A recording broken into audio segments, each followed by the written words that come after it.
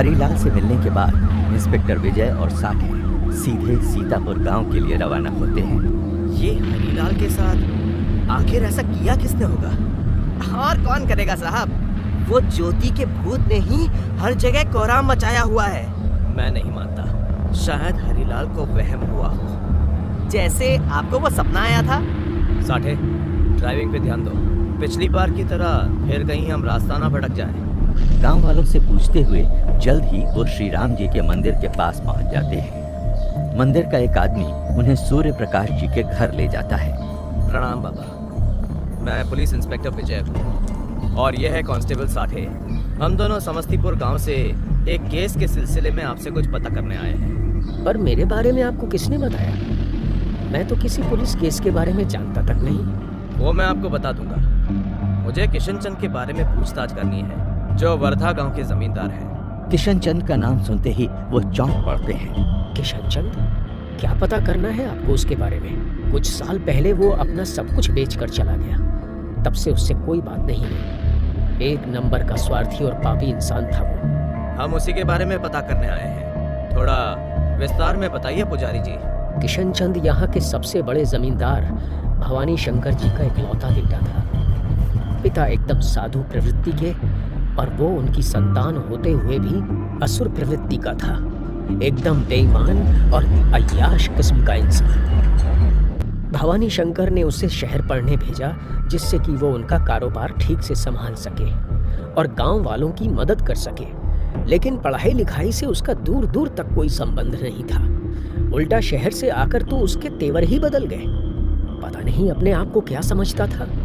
उसकी हरकतों की वजह से आए दिन उसके पिता को गांव वालों के सामने शर्मिंदा होना पड़ता था। गांव की लड़कियों को अपने प्रेम के झूठे मायाजाल में फंसाकर उनकी भावनाओं के साथ खेलता था वो। पूरा गांव उसकी हरकतों से परेशान था।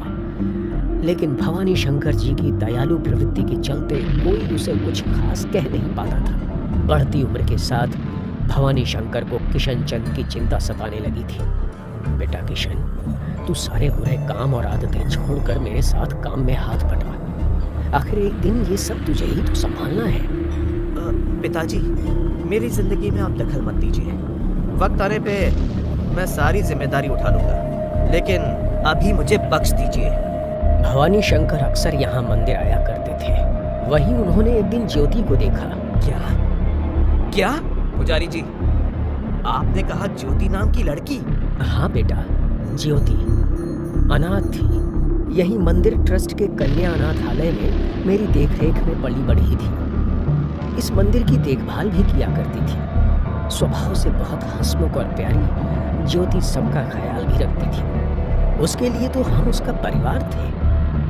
एक बार जब भवानी शंकर यहाँ ठहरे हुए थे, उन्होंने ज्योति को देखा। ज्योति का सेवा और जतन भावना देखकर वो उससे बेहद खुश हुए।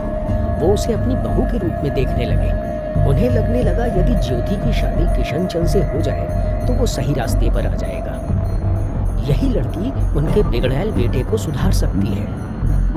भवानी शंकर जी ने किशन की शादी ज्योति से करा दी, लेकिन किशन इस शादी से जरा भी खुश नहीं था। भवानी शंकर की जायदाद से बेदखल करने की धमकी से उसने ज्योति से शादी तो कर ली थी, लेकिन उसे कभी अपनी पत्नी का दर्जा नहीं दिया था। भवानी शंकर जी ने अपनी अंतिम घड़ी में जायदाद का काफी बड़ा हिस्सा ज्योति के नाम कर दिया, जिससे कि उनके जाने के बाद ज्योति के ऊपर कोई नाइंसाफी ना हो। लेकिन विधि को तो कुछ और ही मंजूर था। मतलब उसने ज्योति के साथ कुछ कर दिया? एक दिन इसी अनाथालय में पली बढ़ी ज्योति की सहेली का विवाह था। करीब 6-7 सहेलियां मिलकर पास के गांव के समस्तीपुर में शादी में शामिल होने गए थे। ज्योति भी उन्हीं के साथ गई थी। वहां रात को एक लड़की की तबीयत खराब हो गई, जिसके कारण ज्योति और 2 और लड़कियों को रात को ही वापस आना पड़ा। वापस आते वक्त उनका एक्सीडेंट हो गया। बैलगाड़ी सीधे खाई में जाकर गिर गई। शायद बैलगाड़ी वाला नशे में धुत था। पुलिस को बस 3 लाशें मिली थी, लेकिन ज्योति की लाश गायब थी। सबको लगा उसकी लाश को कोई जानवर उठाकर ले गया होगा। कुछ दिन बाद पुलिस ने केस बंद कर दिया। ज्योति के नाम की सारी जायदाद अब किशन चंद के नाम हो गई और वो सब बेचकर यहाँ से चला गया। इंस्पेक्टर विजय बहुत ध्यान से उनकी बातें सुन रहे थे। उन्होंने वो स्केच पुजारी जी को दिखाया। देखिए बाबा, क्या यही ज्योति है? हाँ बेटा, ये तस्वीर कुछ कुछ उसी से मिल रही है। ये आपको कहाँ से मिली? इंस्पेक्टर उन्हें वो सारी बातें विस्तार से बताते हैं। सूर्य प्रकाश जी को वो सब जानकर बड़ी हैरानी होती है। मुझे पहले से ही शक था कि ज्योति के साथ कुछ बहुत बुरा हुआ है। ये सब एक साजिश लगती है।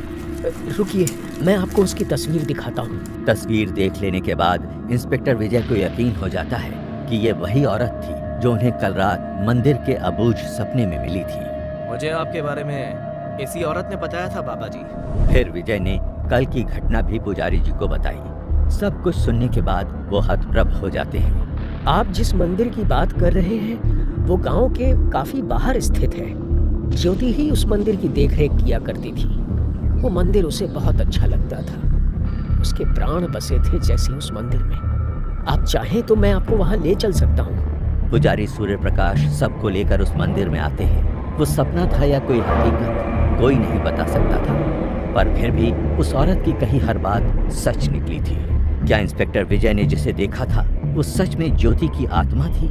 जानने के लिए जरूर देखें अगला एपिसोड और तुरंत करें चैनल को सब्सक्राइब।